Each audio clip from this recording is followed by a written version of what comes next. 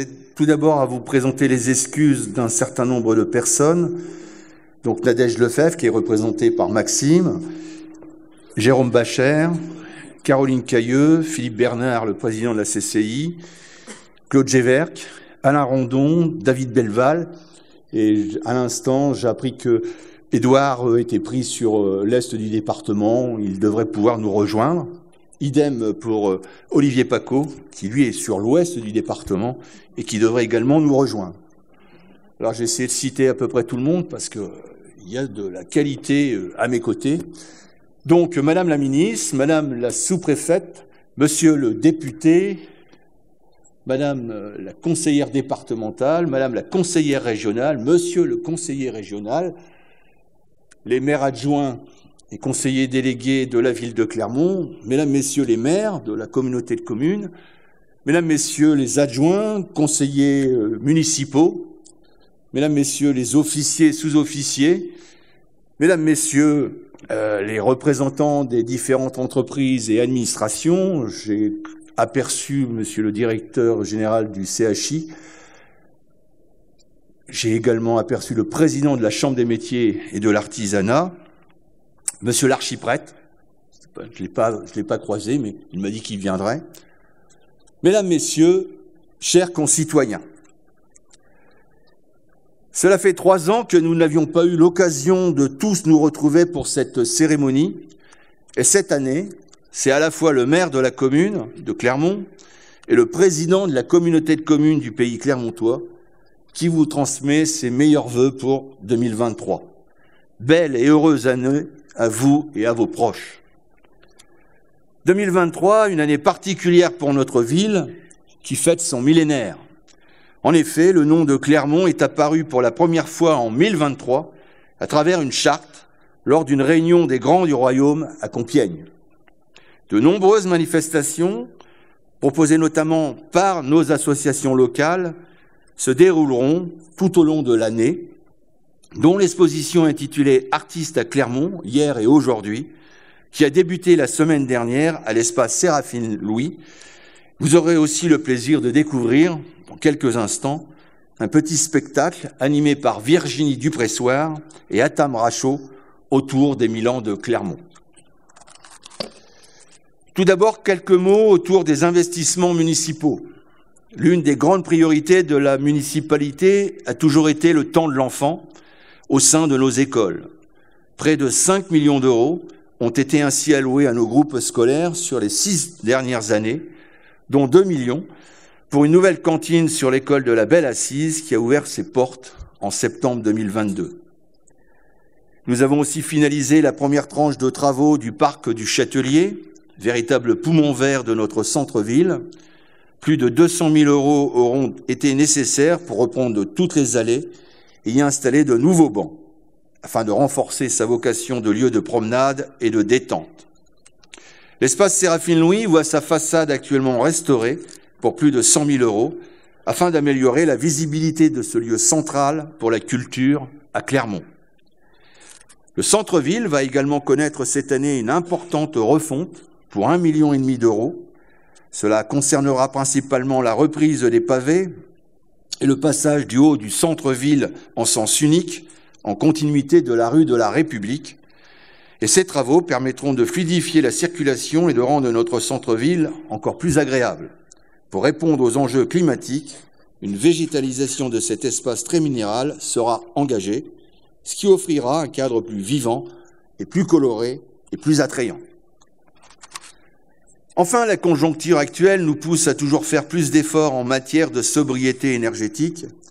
C'est pourquoi nous avons signé avec INEO, dès 2014, un contrat de performance énergétique sur l'éclairage public, avec un plan pluriannuel d'investissement de près de 2 millions d'euros, qui se terminera en 2025, et qui concerne principalement le passage en LED de l'éclairage public.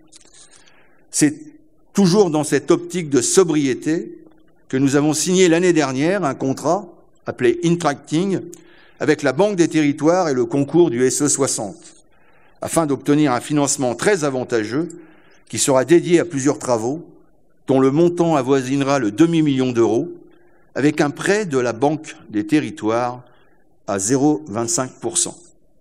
Nous avons été les premiers à signer ce contrat, preuve de notre engagement en la matière.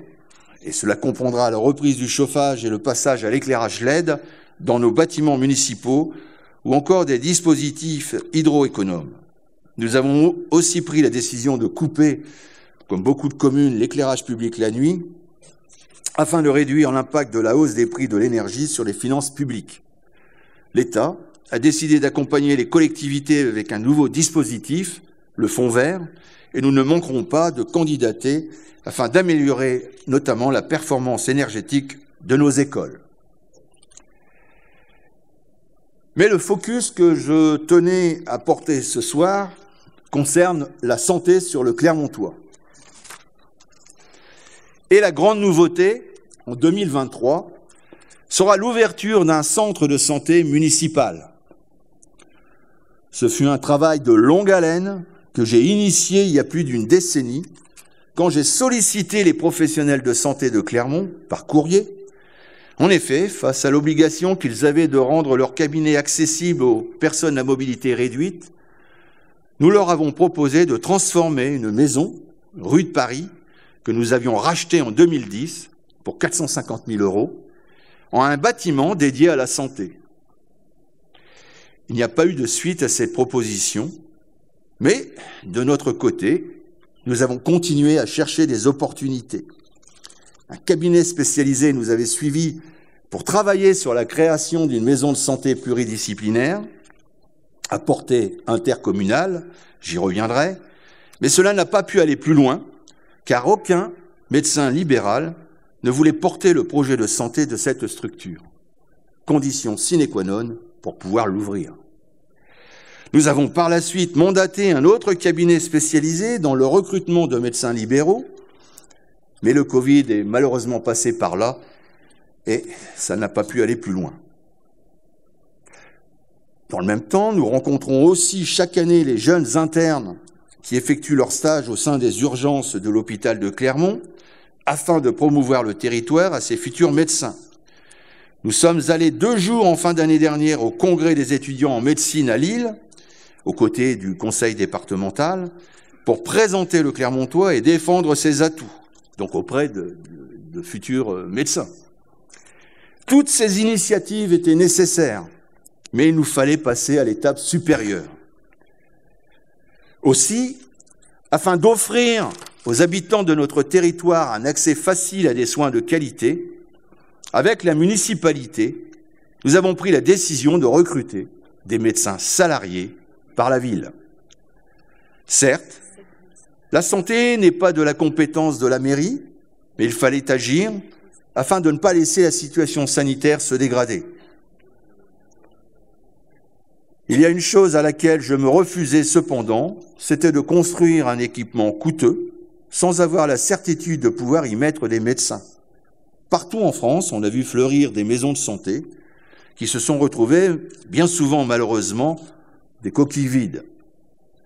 Evelyne Bovry, mon adjointe aux affaires sociales et à la santé, m'a alors conseillé de me tourner vers notre ancienne épicerie Coup de pouce, après que nous ayons délocalisé la distribution alimentaire au centre socio-culturel.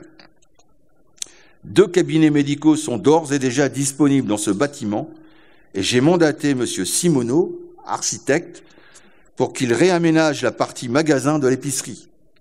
Accompagné par une assistance à maîtrise d'ouvrage, nous avons rédigé un projet de santé transmis à l'ARS pour validation et nous devrions ouvrir au début du 2e trimestre de cette année. Je peux d'ores et déjà vous annoncer que nous avons trouvé 2 jeunes médecins à temps plein sur ce futur centre de santé et 3 médecins à temps partiel qui se partageront un 3e poste dont le dernier en date s'est manifesté à la fin de la semaine dernière. Nous prévoyons également de recruter 2 postes d'assistance et de secrétariat médical afin que nos docteurs puissent se concentrer essentiellement sur les actes médicaux. Il va sans dire que la ville percevra, quant à elle, le paiement des consultations. Vous le voyez bien, la dynamique est enclenchée, comme nous l'espérions, ce qui nous permettra de développer et faire grandir cette offre de soins. Je peux aussi vous l'annoncer, les maires des 17 autres communes de notre communauté de communes se sont engagés avec volonté sur la voie d'une action intercommunale en faveur de la santé et une prise de compétences dans le domaine médical à l'échelle du pays du Clermontois. Car ces problématiques ne se retrouvent pas sur la seule commune de Clermont. Cela permettra notamment de travailler sur la création d'un nouveau bâtiment et de réfléchir à la meilleure formule juridique pour l'avenir. Un groupe de travail composé des maires se réunira début mars pour travailler sur le sujet. Cet enjeu, nous voulons le traiter de la manière la plus collaborative possible avec les futurs médecins salariés, par la ville, notre centre hospitalier général, mais aussi avec les médecins libéraux. La santé, ce n'est pas que la question de la médecine de ville, mais aussi celle du milieu hospitalier. C'est pourquoi j'aimerais aborder la situation de notre hôpital général, acteur fondamental dans la santé publique sur le centre-Oise. Un hôpital qui en aura vu et entendu des promesses, des perspectives, qui ont toutes achoppé. Au cours de la première décennie des années 2000, les hôpitaux de notre région voyaient de lourds investissements se lancer, comme à Creil, Senlis, Beauvais, ou même, je dirais même surtout Amiens, dont la construction du CHU aurait coûté près d'1 milliard d'euros. Un ancien ministre de la Santé promettait de même pour l'hôpital de Clermont, avec notamment un projet de reconstruction à proximité du CHI de Fidjam. On parle alors de montants supérieurs à 80 millions d'euros. Et des budgets conséquents sont investis dans les études. Un directeur adjoint est même recruté pour se charger de cette reconstruction. Sans concrétisation. Le projet est abandonné, laissant notre hôpital dans un état indigne de sa mission, pourtant essentielle pour notre population. Étant à la fois le maire de la commune, le président de l'intercommunalité depuis 2014, mais aussi le président du conseil de surveillance de l'hôpital à la même date, j'ai donc toujours agi en sa faveur et sur sa dimension territoriale. Oui, il est vrai que j'ai pris des risques, car c'est cela, être responsable. Plutôt que de tomber dans une sorte de démagogie en manifestant contre la fermeture de la maternité, j'ai travaillé de concert avec la direction de l'hôpital, M. Guyadère et M. Christophe Saint-Martin, et avec l'ARS, pour trouver une solution afin que soient enfin mis sur la table les investissements nécessaires à la réhabilitation de nos urgences. La décision de fermer la maternité, si elle n'a pas été prise de gaieté de cœur, a été nécessaire pour convaincre l'ARS de se porter garant sur l'emprunt donc contracté par l'hôpital pour financer les travaux de ces urgences. J'ai également pu obtenir de la ministre de l'époque, Laurence Rossignol, ici présente, 7 millions d'euros quand je suis allé la voir à son ministère, qui ont pu participer justement au financement d'une partie pour ces urgences. Urgences dont la capacité d'accueil a été multipliée par 8. Je rappelle qu'avant, les urgences faisaient 270 mètres carrés. Elles sont maintenant passées à 2000 mètres carrés. Le résultat est là. Et en 2020, a ouvert un service des urgences largement agrandi et plus fonctionnel. Mais, hélas, déjà victime de son succès. Pour pallier aux problématiques des autres hôpitaux du département, les urgences se retrouvent déjà saturées. Pour vous donner une idée, en décembre dernier, les équipes du SMUR de Clermont ont dû faire 180 sorties, notamment à cause de l'absence du SMUR de Creil sur les vacances de Noël, ce qui représente le double de ce qu'ils font habituellement. Les urgences ont accueilli en moyenne 102 passages quotidiens en décembre et sont maintenant passés à 85 en janvier.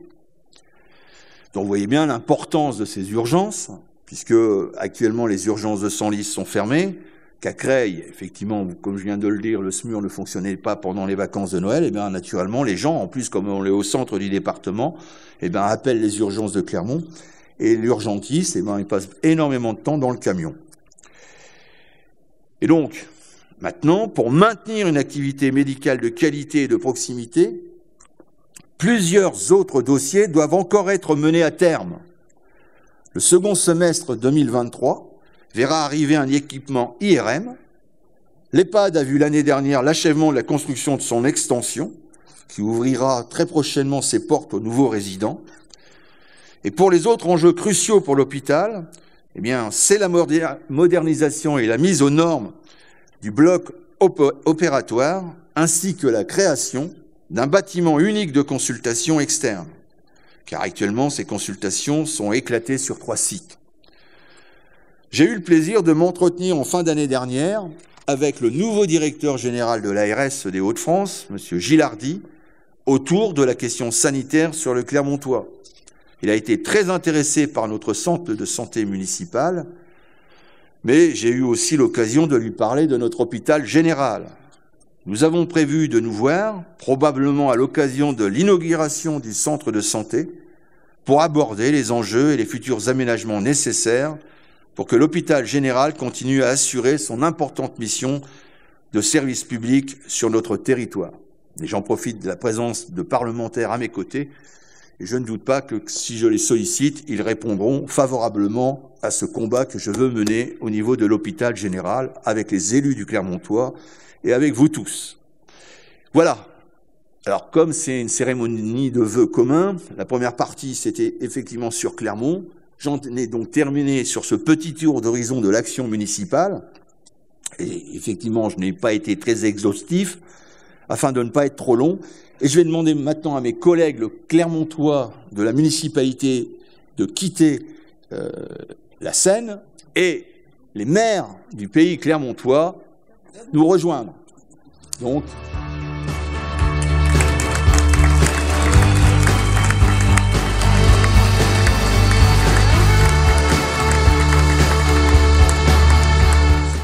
bien, donc voilà, maintenant c'est la deuxième partie du discours qui sera aussi relativement bref.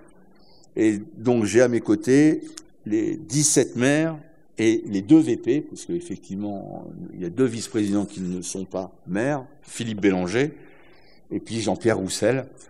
Et donc il est logique qu'ils soient aussi à nos côtés et en présence de la sous-préfète, des parlementaires, des conseillers régionaux et départementaux. Clermont, comme toutes les communes de notre communauté de communes, bénéficie grandement de l'engagement du pays du Clermontois. Car notre intercommunalité, c'est tout d'abord de multiples compétences au plus près des habitants et des services essentiels du quotidien pour nos concitoyens. La petite enfance, le portage de repas à domicile ou le réseau de transport urbain. Le Clermontois, c'est aussi le souci de l'éducation sous toutes ses formes, qu'elle soit culturelle avec le centre d'animation et de loisirs, qui présentera cette année une nouvelle édition du festival d'hiver et d'été, artistique avec l'école de musique ou le cinéma, qui a connu récemment d'importants travaux pour 700 000 €, mais aussi numérique avec le Fab Lab. En plus de la culture, un effort est mis sur les équipements sportifs, comme le centre aquatique, sur lequel on a réinvesti pour 1 million € de travaux l'année dernière, ou les 15 plateaux sportifs répartis dans 9 salles de sport. D'ailleurs, un nouveau complexe sportif de 3300 mètres carrés, à destination à la fois des associations et du lycée Cassini, pour un coût de 8,5 millions €, a pu voir le jour, notamment grâce aux subventions du département et de la région, à hauteur de 3 millions €. Enfin, la gestion des déchets est un service fort de notre intercommunalité et dont les résultats nous placent parmi les meilleures collectivités de l'Oise. Afin de les valoriser au mieux et de réduire les quantités collectées, nous avons fait le choix de passer au ramassage du tri sélectif en porte-à-porte. Et à partir du 1er janvier 2024, il vous sera interdit de jeter ces biodéchets avec les ordures ménagères, à savoir les déchets alimentaires. C'est pourquoi, l'année dernière, nous avons distribué plus d'1 millier de composteurs domestiques gratuitement aux habitants du territoire Nous avons aussi d'ailleurs recruté une maître composteur et n'hésitez pas à faire appel à elle pour justement devenir de très très bons composteurs. Sur toutes ces compétences que je viens de vous énumérer, eh bien, il faut savoir pour que le prix des services qui vous sont proposés soit abordable, tout dans le cas du budget commun, 6 millions d'euros sont nécessaires pour participer à l'équilibre de ces actions. Par exemple, le CAL, c'est 750 000 euros qui est mis de la part du budget commun en direction du CAL pour justement permettre aux adhérents du CAL de bénéficier des services proposés par ce CAL à des tarifs très compétitifs. Prenons également l'exemple du cinéma.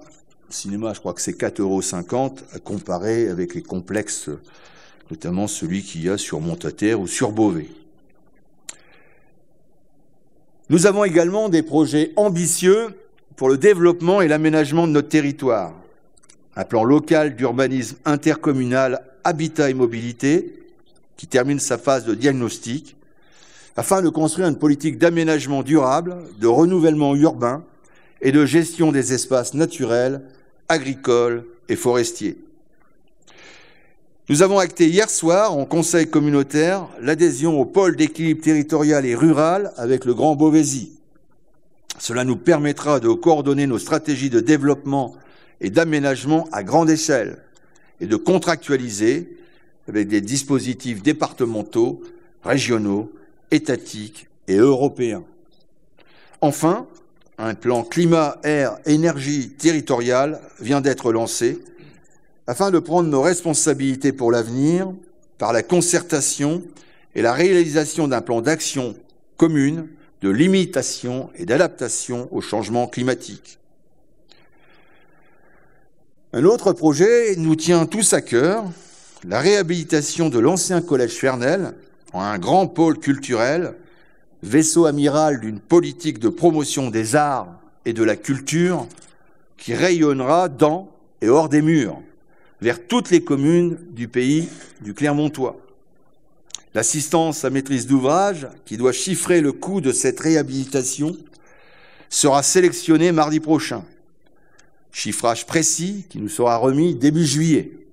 Il se doit d'être raisonnable pour ne pas mettre en danger nos finances publiques et vous pouvez compter sur nous pour aller chercher tous les partenaires possibles pour nous accompagner dans cet ambitieux projet.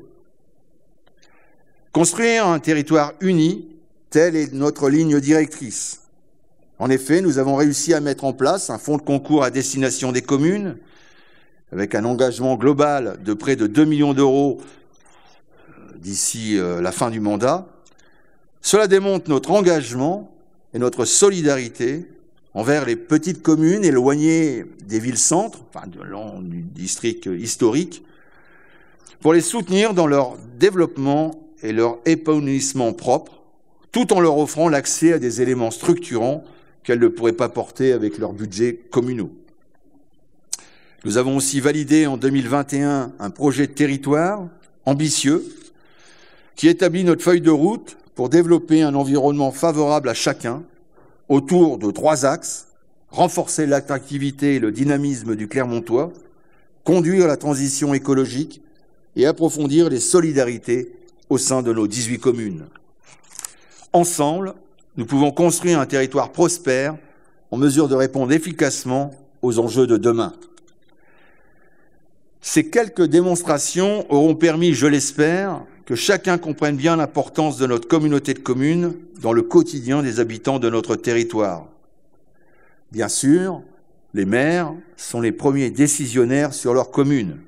Ils sont également les premiers partenaires à l'exercice des compétences de l'intercommunalité pour des politiques publiques plus efficaces et mieux concertées. Car après tout, ce que nous faisons est toujours motivé par l'intérêt général.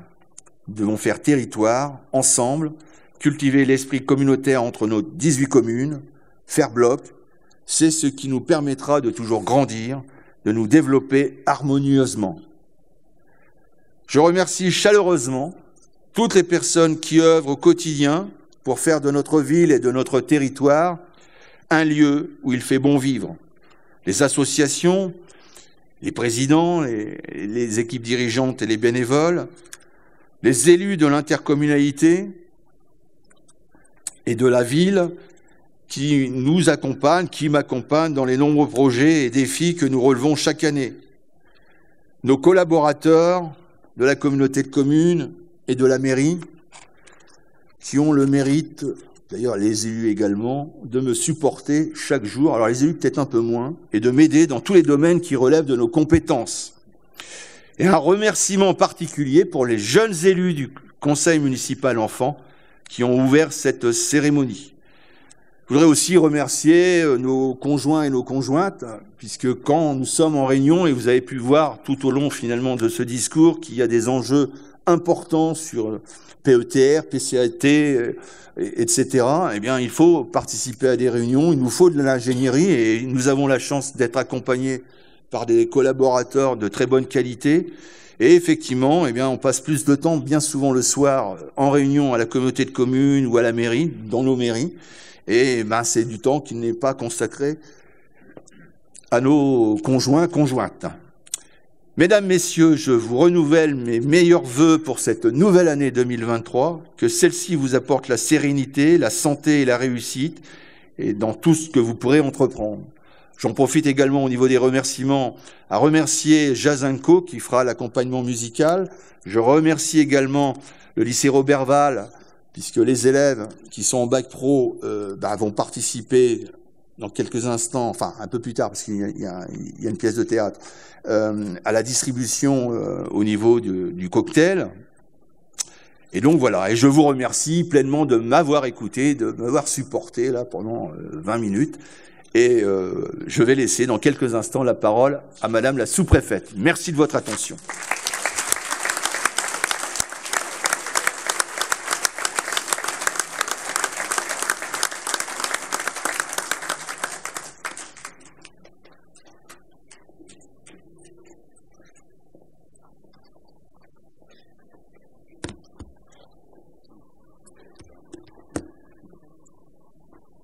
Monsieur le Président, merci beaucoup de me donner l'occasion de m'exprimer devant vous. Je tiens à saluer bien sûr Madame la Ministre, peut-être Monsieur le Ministre, je ne sais pas s'il est arrivé,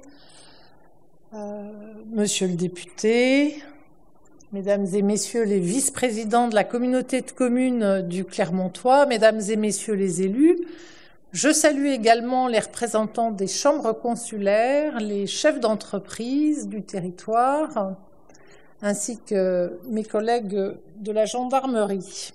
Voilà, c'est impressionnant. Je crois que ça fait très longtemps que je n'ai pas vu des vœux dans un format aussi bien sûr convivial et en nombre.